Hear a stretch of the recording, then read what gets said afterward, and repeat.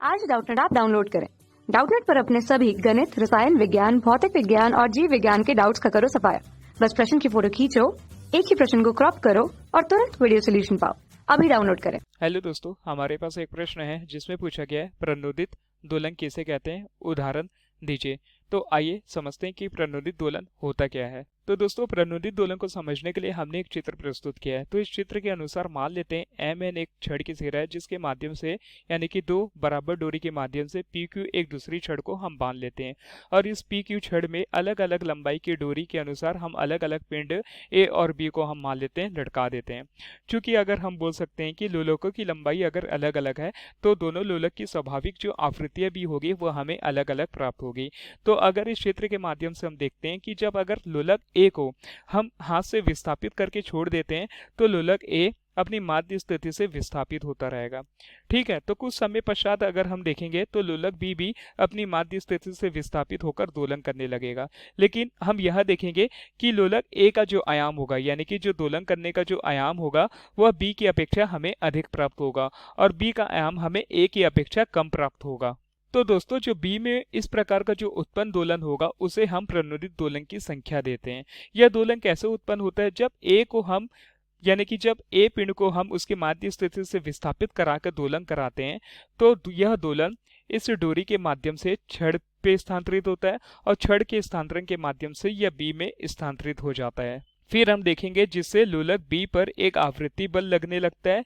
इस बल की आवृत्ति लोलक ए की आवृत्ति के बराबर होती है। ठीक है, जिससे लोलक बी लोलक ए के बराबर आवृत्ति से प्रणोदित दोलन करने लगता है, लेकिन बी की जो स्वाभाविक आवृत्ति होगी वह अलग होगी। तो हम लिख सकते हैं, जब किसी वस्तु पर बाह्य आवर्त बल लगाते हैं यानी कि वस्तु बी पर हम ए के माध्यम से बाहरी आवर्त बल लगा रहे हैं दोस्तों। ठीक है, तो वस्तु अपनी स्वाभाविक आवृत्ति से दोलन न करके उस बाह्य बल की आवृत्ति से दोलन करने लगती है। कहने का तात्पर्य होगा दोस्तों, अगर वस्तु ए के द्वारा बी पर दोलन यानी कि बल लगाया जा रहा है यानी कि जब ए दोलन करेगी तो कुछ समय पश्चात हमें बी भी दोलन करते हुए दिखाई देगा। तो बी की अपनी एक खुद की स्वाभाविक आवृत्ति होगी। जहां अगर हम आवृत्ति की बात करें तो आवृत्ति क्या होता है दोस्तों? सरल आवर्त गति करने वाली वस्तु के एकांक समय में जितना दोलन करती है। यानी कि मान लेते हैं यह एकांक समय में समान दोलन यानी कि 10 दोलन करेगी तो बी भी एकांक समय में 10 दोलन करेगी, लेकिन ए का आयाम हमें मान लेते हैं अधिक प्राप्त होगा और बी का जो आयाम होगा वह हमें कम प्राप्त होगा, लेकिन दोनों के आवृत्ति जो संख्या होगी वह बराबर होगी। ठीक है, तो इस प्रकार के दोलन को ही हम क्या बोलते हैं? इस प्रकार के दोलन को हम प्रणोदित दोलन कहते हैं। अब आइए प्रश्न में हमसे आगे पूछा गया कि उदाहरण बताइए। तो हम लिख सकते हैं, तो उदाहरण में हम पहला देखते हैं, सभी माइक्रोफोन के अंदर लगे तलपट यानी कि एक दोस्तों ये तलपट एक प्रकार का प्लेट होता है जिसमें कंपन उत्पन्न होता है।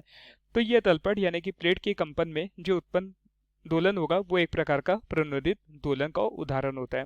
इसी प्रकार दूसरा उदाहरण देखें तो सभी वाद्य यंत्रों के बॉक्स के अंदर उत्पन्न कंपन को भी हम प्रणोदित दोलन का उदाहरण मानते हैं। यानी कि कुछ कुछ वाद्य यंत्र होते हैं उनमें बॉक्स लगे रहते हैं और इस बॉक्स के अंदर जो उत्पन्न कंपन होंगे दोस्तों वह एक प्रणोदित दोलन का उदाहरण होगा।